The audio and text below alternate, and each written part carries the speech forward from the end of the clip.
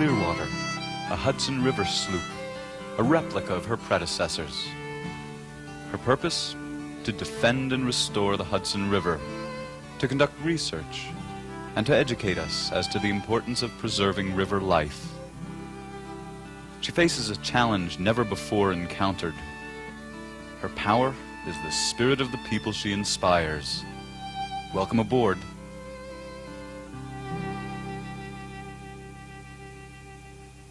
We're not going to raise the sail, you are. So I want everybody in this group to stretch out along that line and spread out. Now you got some more room. Okay, everybody listen up. All of you that are hauling on this line are hauling on the peak. That's this end of the sail. Everybody hauling on that line is hauling on the throat. That's the front part. Go on the peak, go on the throat. During the course of a 3 to 5 hour sail, visitors are taught about techniques of sailing, navigation, and parts of the vessel. Gotta have absolute silence. Clearwater's mast stands 108 feet high. She carries over 4,000 square feet of mainsail. The mainsail is raised by 2 lines, the throat halyard and the peak halyard. Both are quite heavy and must be hauled hand over hand. Patrick, get the bang. Get the bang and slack the sheet. The first person hauls straight down, setting the rhythm for the rest. Listen up, too much noise. Okay, now 1, 2, 3. 1, 2, 3. 1, 2, 3. 1, 2, 3. 1. Okay, hold it there. Hold it now. 1, 2, 3. Oh! 1, 2, 3. Oh! Get it up. Slack the sheet. They start hauling together. Hold the halyard out on the sheet. Once more on the sheet. Keep going if you can. Rosemary, blue. Go on that sheet. Hold the sheet. We got it caught up with the keep lock. Down on the downhaul.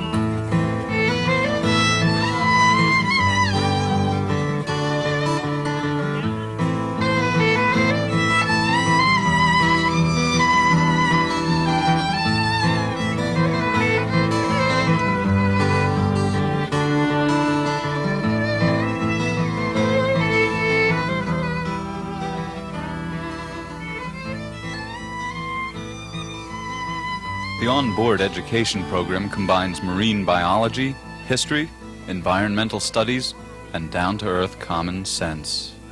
What would we be doing? There's a special thing we're doing when we put this particular shape up. It's like a signal? I bet that's right.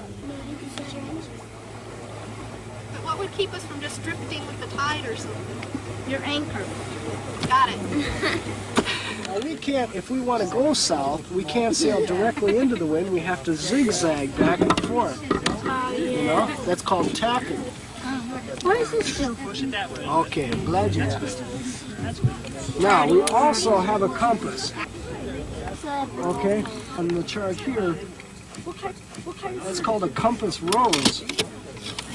Now, if you want to take a bearing, Sticks out, thin, 3 or inches, it's part of his Peter. belly. 3 inches. Yeah, the sort of middle part of his belly, like this sort of reflects greenish. Yeah, I think that's the color of the skin over his belly. It's got a clear layer on the surface, and then underneath it has a layer of color, pigment.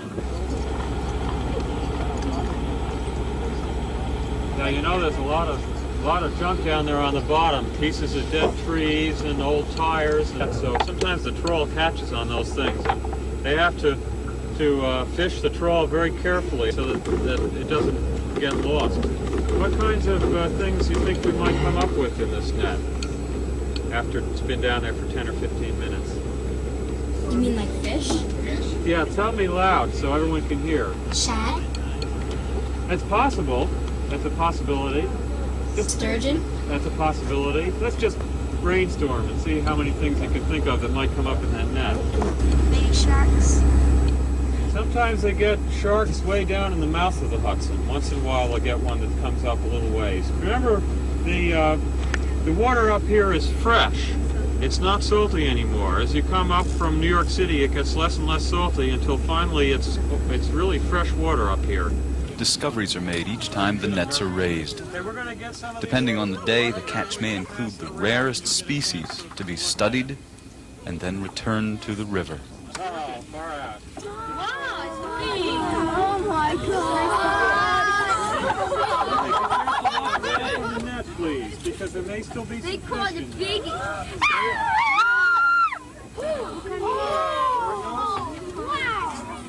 That's terrific. What is that? To begin with, it's a very primitive sort of fish. It doesn't have scales in the same way that most fish today have scales. This is a fella whose great-great-great-great-grandfathers going back a million generations were here probably when the dinosaurs were marching around and going back many millions of years. Instead of scales, it's got bony plates that are called scutes. Some of the big sturgeon will have 500 or 600 pounds of caviar in them. Sturgeon are delicious. Can you see where his mouth is?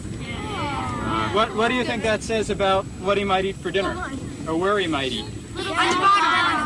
Exactly. Greg, the jib! Take it off!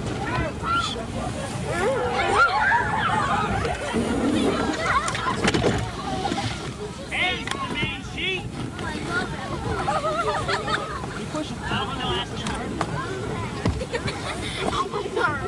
Don't skid on the deck now. Don't skid on. Come on, push. You gotta push harder.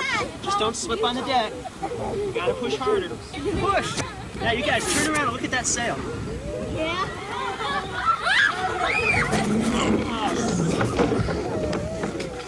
Okay, push it all the way over that way. All the way over that way. All the way.